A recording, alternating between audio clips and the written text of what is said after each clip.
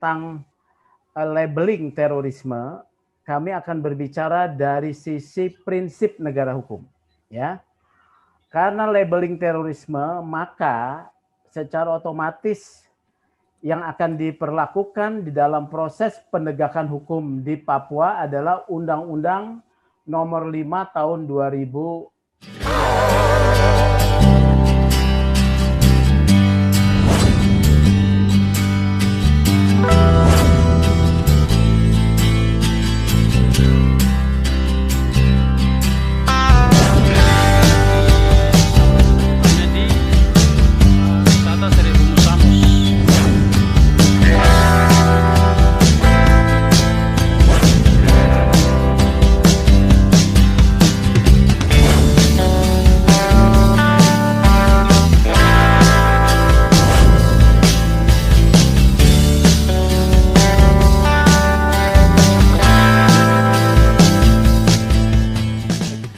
Terima kasih. Semoga suara saya terdengar ya. Karena saya akan bicara 10 menit saja. Pradi pergerakan concern pada 3 hal. 1, penegakan prinsip hukum. Kemudian kedua, terlibat dalam pergumulan masyarakat kecil atau masyarakat marginal di dalam memperjuangkan keadilan, dan keempat, ketiga, kehormatan profesi. Jadi isu tentang labeling terorisme, kami akan berbicara dari sisi prinsip negara hukum, ya.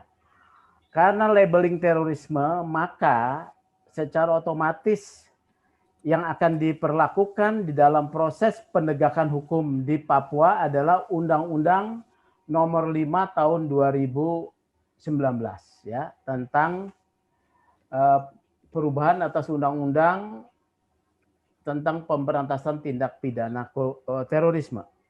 Nah, diskusi hari ini, labeling tersebut apakah tepat dikenakan kepada kelompok-kelompok yang menggunakan, apakah labeling teroris tepat dikenakan pada kelompok kekerasan sipil yang ada di sana. Kesimpulan yang kajian saya secara hukum, penetapan terorisme ini pada tahap pertama itu harus dipertanyakan siapa yang berwenang menetapkan label teroris pada kelompok-kelompok atau orang-orang yang bergerak menggunakan kekerasan bersenjata. Pemerintah atau institusi yang diberikan kewenangan lebih bebas, ya. Kalau menurut ketentuan undang-undang yang diberikan kewenangan menetapkan kelompok-kelompok dinyatakan sebagai teroris itu peradilan, dunia peradilan, bukan pemerintah, ya. Bukan pemerintah, dunia peradilan. Jadi kita pertanyakan dulu itu.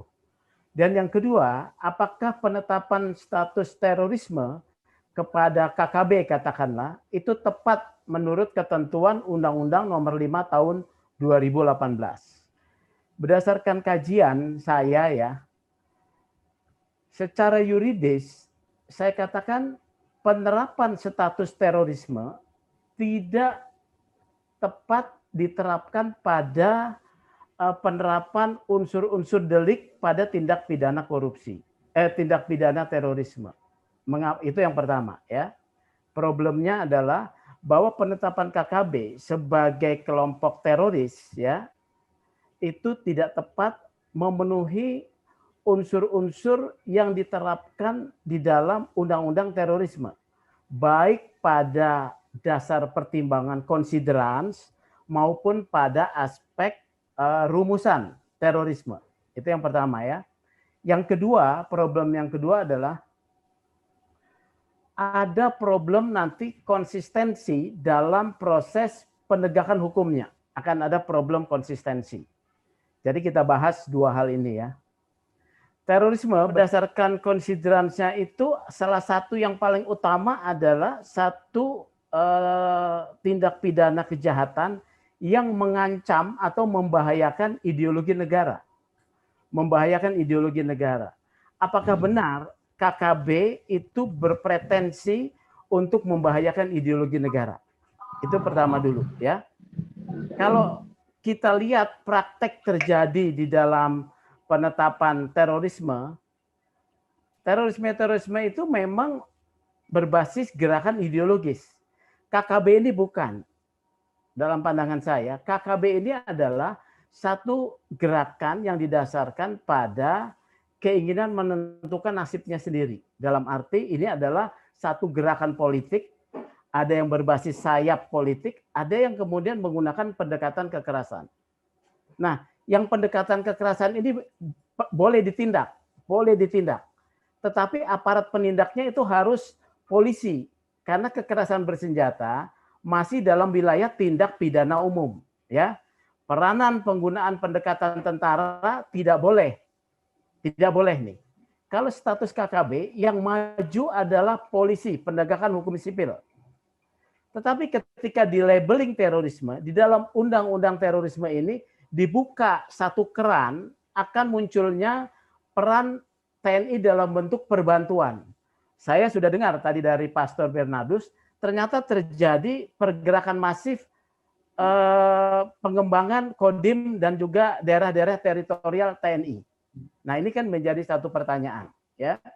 Jadi, gerakan KKB ini tidak bermakna untuk merubah ideologi. Mereka bergerak kekerasan untuk kepentingan politik tertentu, ya, saya melihat.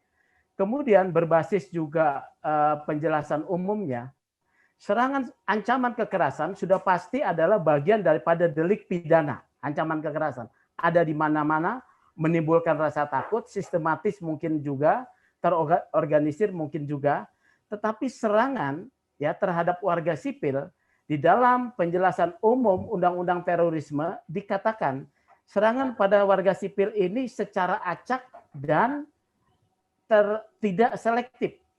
Dikatakan secara acak tidak selektif. Mari kita lihat ya. Gerakan-gerakan terorisme yang berbasis ideologi itu memang melakukan seperti itu, pengeboman di tempat umum, fasilitas umum segala macam itu acak secara ideologis. Tapi saya melihat berdasarkan keterangan sementara ya dari media massa saja, ada memang warga sipil yang kemudian dibunuh oleh KKB. Ini adalah pelanggaran hukum yang harus ditindak dengan keras. Tetapi ada satu penyebutan label kepada korban, yaitu mata-mata. Ya, mata-mata. Artinya wilayah-wilayah tersebut sebetulnya dalam wilayah tanda kutip konflik senjata. Adanya konflik senjata dua kelompok. Konflik senjata dua kelompok, kombatan boleh dalam hukum humaniter maupun hukum perang boleh saling menyerang. Tetapi kepada warga sipil tidak boleh. Nah, warga sipil yang diserang ini tidak acak. Dia diberikan label yaitu mata-mata. Ya. Jadi teridentifikasi. Kalau dia mau acak tentu tidak ada pelabelan ini. Jadi ini tidak tepat ini. Kemudian di dalam terminologi terorisme juga ada yang disebut dengan fasilitas ya. Fasilitas misalnya kantor, kemudian bangunan, instalasi, tempat, lokasi ya. Mereka bergeraknya itu memang adalah di wilayah tertentu saja. Tidak bergerak klandestin menyebar luas. Ini juga menjadi satu yang harus kita pertanyakan penerapannya ya. Jadi secara penerapan unsurnya ini saja sebetulnya tidak memenuhi. Apalagi ya ketika diperdebatkan. Dalam pasal 5 Undang-Undang Terorisme, dikatakan ini pasal 5 Undang-Undang Terorisme ya. Dikatakan tindak pidana terorisme diatur di undang-undang ini harus dianggap bukan tindak pidana politik ya. Kalau tindak pidana terorisme, pelaku terorisme bisa diekstradisi kalau dia kemudian berada di luar negeri. Ini dia berbasis sebagai latar belakang politik atau ideologis ya. Kalau ideologis kita tadi sudah bahas. Mereka ini sebetulnya berlatar belakang politik, yaitu tentang kehendak untuk menentukan nasibnya sendiri. Tadi sudah dikatakan itu oleh Pastor Bernardus ya. Kondisi yang diinginkan oleh orang Papua itu seperti apa.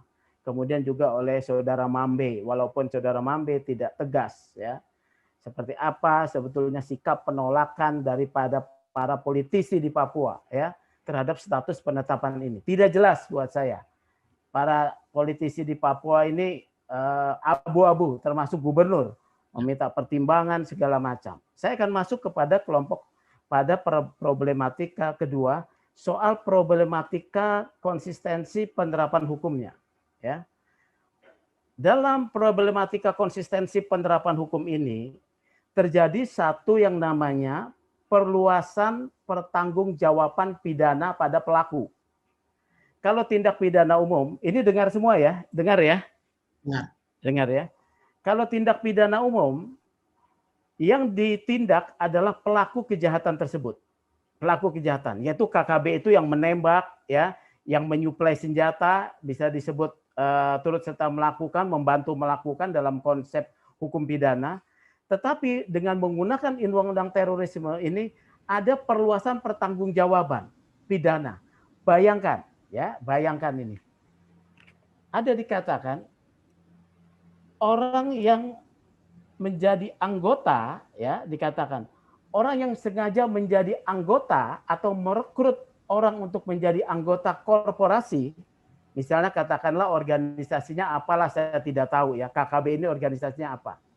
Kalau ada orang yang kemudian dituduh sebagai anggota, itu sudah bisa ditangkap. Sudah bisa ditangkap. Namanya tersebut, misalnya di dalam dokumen organisasi tersebut, padahal itu daftar pemberian misalnya bantuan sosial. Fotonya ada ketika sedang ada upacara bendera bintang kejora, padahal dia masyarakat di sana. Itu sudah bisa ditangkap, dianggap sebagai anggota. Inilah perluasan pertanggungjawaban pidana. Bahkan ada dikatakan ya, orang yang memiliki hubungan dengan organisasi, ini harus dijelaskan hubungannya apa. Organisasinya mana yang sebetulnya ditetapkan sebagai terorisme. Ini harus rigid ini. Ini menimbulkan ketidakpastian hukum. Maka ya orang-orang ini yang memiliki hubungan dengan organisasi teroris, dengan sengaja menyebarkan ucapan. Ada mahasiswa menyampaikan aspirasi di Jakarta, hati-hati nih buat mahasiswa Papua, menyampaikan aspirasi di Jakarta tentang Papua Merdeka, bisa dikenakan pasal 13A. Inilah yang saya katakan akan timbul problem di dalam penerapan penegakan hukum undang-undang terorisme. Menjadi anggota, ya, bahkan pemilik toko bahan kimia, ya, yang tidak tahu barangnya dibeli potasium ataupun misalnya urea yang bisa jadi bahan peledak, begitu diidentifikasi, beli di tempat tersebut akan ditangkap. Perhatikan. Walaupun di dalam undang-undang ini disebutkan bahwa penegakan hukum harus menghormati hak asasi manusia, saya mau bertanya kepada Pastor Bernardus, kepada Senator Mambe, apakah benar diperlakukan penangkapan menggunakan standar penghormatan hak asasi manusia? Saya pengalaman menangani kasus di Papua ketika kerusuhan Papua. Ya, kalau ada Pak Paulus, sebetulnya saya mau bertanya, mengapa pelaku pembakaran di Jayapura tidak diungkap? Ya. Ini saya mau tanya pada Pak Paulus ya. Jadi perluasan pertanggungjawaban pidana berdasarkan undang-undang terorisme ini akan menimbulkan lebih besar lagi konflik yang menimbulkan pelanggaran HAM. Ini saya mau katakan. Ini adalah kajian hukum. Kalau kemudian diterapkan lagi kepada respon masyarakat Papua, saya bukan keahlian saya, tapi kita tahu bersama bahwa penderitaan Papua itu panjang sekali, ya. Bahkan sekarang yang menyedihkan, ketika label terorisme ditetapkan, ada pernyataan yang mengerikan.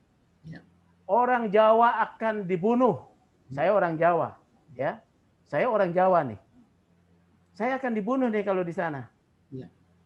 Jadi siapa yang memicu sebetulnya potensi konflik kekerasan, spiral kekerasan yang tidak ada hentinya ini?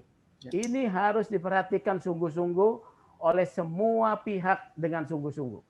Bahkan ada satu pendapat, apakah pemberitaan yang sepihak yang masuk Jakarta, koran-koran semuanya satu suara, ya, korban-korban kekerasan itu investigasinya seperti apa, ya? Tidak ada hasil investigasi yang dibuka secara terbuka.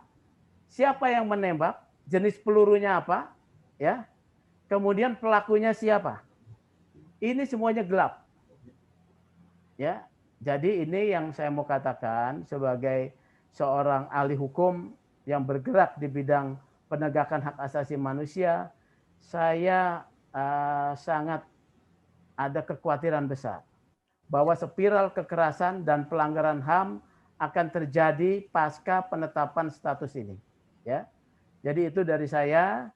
Kalau mau ada itu silakan ditanya dalam diskusi kalau ada waktu. Terima kasih.